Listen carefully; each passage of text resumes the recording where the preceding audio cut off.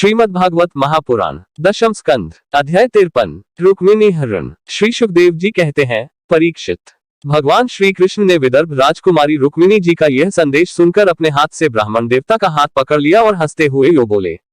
भगवान श्री कृष्ण ने कहा, ब्राह्मण देवता, जैसे विदर्भ राजकुमारी मुझे चाहती हैं, वैसे ही मैं भी उन्हें चाहता हूँ। मेरा चित्त उन्हीं में लगा रहता है। कहाँ तक कहूँ, मुझे रात के समय नींद तक नहीं आती। मैं जानता हूँ कि रुक्मिणी ने द्वेषवश मेरा विवाह रोक दिया है, परंतु ब्राह्मण देवता, आप देखिएगा, जैसे लकड़ियों को मतकर एक दूसरे से रगड़कर मनुष्य उनमें से आग निकाल लेता है, वैसे ही युद्ध में उन नामधारी क्षत्रिय कुल कलंकों को तहस नहस करके अपने से प्रेम करने वाली परम सुंदरी राजकुमारी को मैं निकाल लाऊंगा।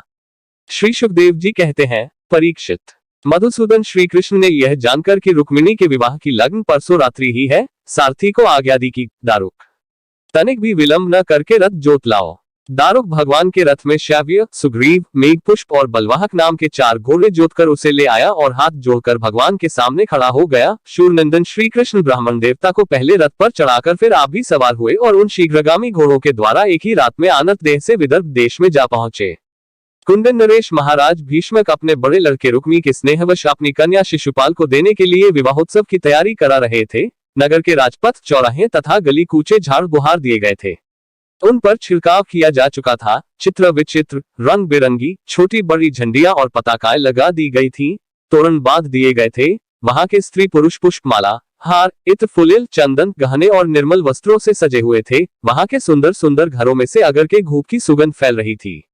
परीक्षित, राजा भीष्मक ने पितर और देवताओं का विधिपूर्वक पूजन करके ब्राह्मणों को भोजन कराया और नियमानुसार स्वस्ति वाचन भी। सुशोभित दांतों वाली परम सुंदरी राजकुमारी रुक्मिणी को स्नान कराया गया। उनके हाथों में मंगलसूत्र, कंकण पहनाए गए, कोबर बनाया गया, 2 नए नए वस्त्र उन्हें पहनाए गए और वे उत्तम उत्तम आभूषणों से विभूषित की गईं। श्रेष्ठ ब्राह्मणों ने साम, ऋक और यजुर्वेद के मंत्रों से उनकी रक्षा की और अथर्ववेद के विद्वान पुरोहित ने गृह शांति के लिए हवन किया। राजा भीष्मक कुल परंपरा और शास्त्रीय विधियों के बड़े जानकार थे। उन्होंने सोना, चांदी, वस्त्र, गुड़ मिले हुए तिल और गौएं ब्राह्मणों को दी। इसी प्रकार चेदिनरेश राजा दमघोष ने भी अपने पुत्र शिशुपाल के लिए मंत्रज्ञ ब्राह्मणों से अपने पुत्र के विवाह संबंधी मंगल कृत्य कराए। इसके बाद वे मद चुआते हुए हाथियों, सोने की मालाओं से सजाए हुए रथों, पैदलों तथा घुड़सवारों की चतुरंगिनी सेना साथ लेकर कुंडिनपुर जा पहुंचे। विदर्भराज भीष्मक ने आगे आकर उनका स्वागत सत्कार और प्रथा के अनुसार अर्चन पूजन किया। इसके बाद उन लोगों को पहले से ही निश्चित किए हुए जनवासों में आनंद पूर्वक ठहरा दिया। उस बारात में शाल्व, जरासंध, दंतवक्त्र, विदुरथ और पौंड्रक आदि शिशुपाल के सहस्रों मित्र नरपति आए थे। वे सब राजा श्री कृष्ण और बलराम जी के विरोधी थे और राजकुमारी रुक्मिणी शिशुपाल को ही मिले, इस विचार से आए थे। उन्होंने अपने अपने मन में यह पहले से ही निश्चय कर रखा था कि यदि श्री कृष्ण बलराम आदि यदुवंशियों के साथ आकर कन्या को हरने की चेष्टा करेंगे तो हम सब मिलकर उनसे लड़ेंगे। यही कारण था कि उन राजाओं ने अपनी अपनी पूरी सेना और रथ, घोड़े, हाथी आदि भी अपने साथ ले लिए थे।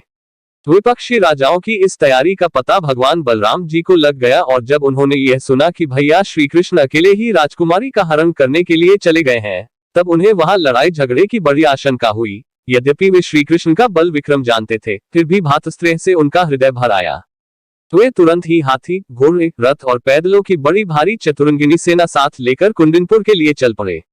इधर परम सुंदरी रुक्मिणी जी भगवान श्री कृष्ण के शुभागमन की प्रतीक्षा कर रही थी। उन्होंने देखा श्री कृष्ण की तो कौन कहे, अभी ब्राह्मण देवता भी नहीं लौटे, तो वे बड़ी चिंता में पड़ गईं। सोचने लगी, अहो, अब मुझ अभागिनी के विवाह में केवल 1 रात की देरी है, परंतु मेरे जीवन सर्वस्व कमलनयन भगवान अब भी नहीं पधारे।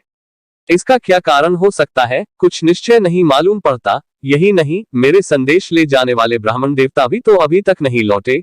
इसमें संदेह नहीं कि भगवान श्री कृष्ण का स्वरूप परम शुद्ध है और विशुद्ध पुरुष ही उनसे प्रेम कर सकते हैं। उन्होंने मुझमें कुछ न कुछ बुराई देखी होगी, तभी तो मेरे हाथ पकड़ने के लिए, मुझे स्वीकार करने के लिए उद्यत होकर वे यहाँ नहीं पधार रहे हैं। ठीक है, मेरे भाग्य ही मंद है। विधाता और भगवान शंकर भी मेरे अनुकूल नहीं जान पड़ते। यह भी संभव है कि रुद्रपत्नी गिरिराज कुमारी सती पार्वती जी मुझसे अप्रसन्न हो। परीक्षित, रुक्मिणी जी इसी उधेड़ बुन में पड़ी हुई थी। उनका संपूर्ण मन और उनके सारे मनोभाव भक्तमंचोर भगवान ने चुरा लिए थे। उन्होंने उन्हीं को सोचते सोचते अभी समय है ऐसा समझकर अपने आंसू भरे नेत्र बंद कर लिए। परीक्षित, इस प्रकार रुक्मिणी जी भगवान श्री कृष्ण के शुभागमन की प्रतीक्षा कर रही थी। उसी समय उनकी बाईं जांघ, भुजा और नेत्र फड़कने लगे, जो प्रियतम के आगमन का प्रिय संवाद सूचित कर रहे थे। इतने में ही भगवान श्री कृष्ण के भेजे हुए वे ब्राह्मण देवता आ गए और उन्होंने अंतःपुर में राजकुमारी रुक्मिणी को इस प्रकार देखा मानो कोई ध्यानमग्न देवी हो।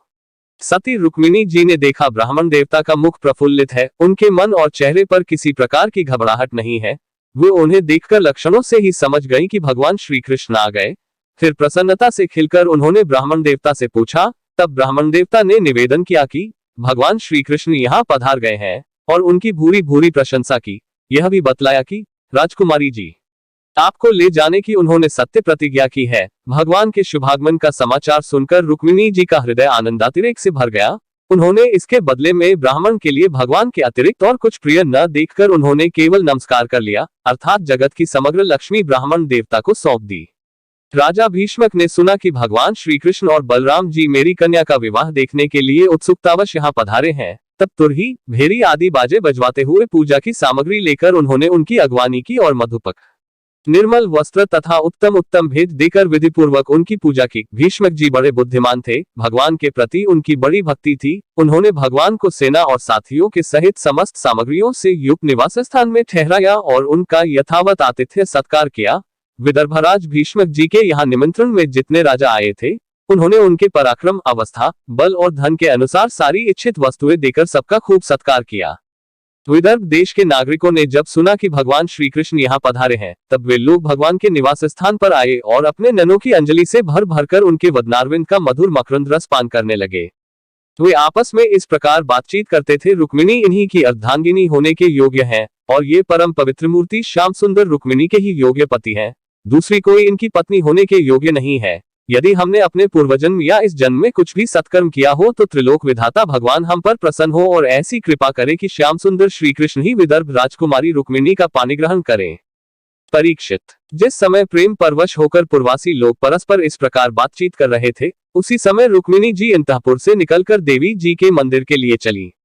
बहुत से सैनिक उनकी रक्षा में नियुक्त थे। वे प्रेमूर्ति श्री कृष्णचंद्र के चरण कमलों का चिंतन करती हुई भगवती भवानी के पाद पल्लवों का दर्शन करने के लिए पैदल ही चली। वे स्वयं मौन थी और माताएं तथा सखी सहेलियां सब ओर से उन्हें घेरे हुए थीं।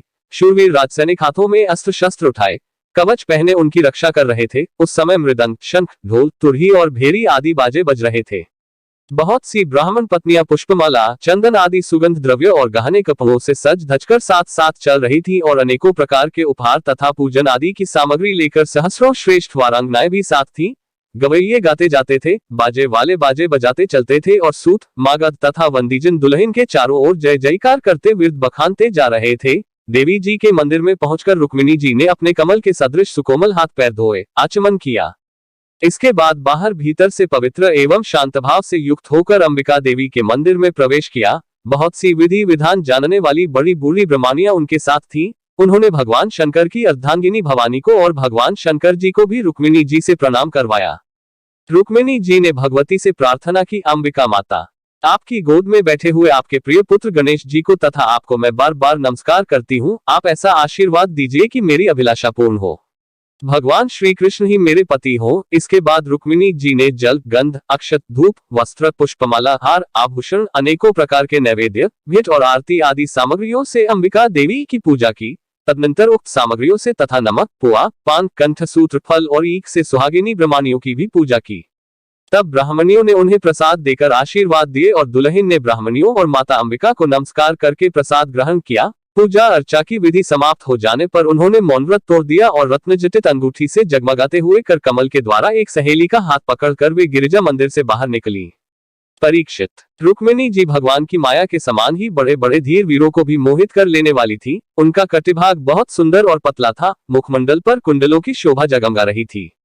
वे किशोर और तरुण अवस्था की संधि में स्थित थीं। नितंब पर जड़ाव करधनी शोभायमान हो रही थी। वक्षस्थल को चुभरे हुए थे और उनकी दृष्टि लटकती हुई अलकों के कारण कुछ चंचल हो रही थी।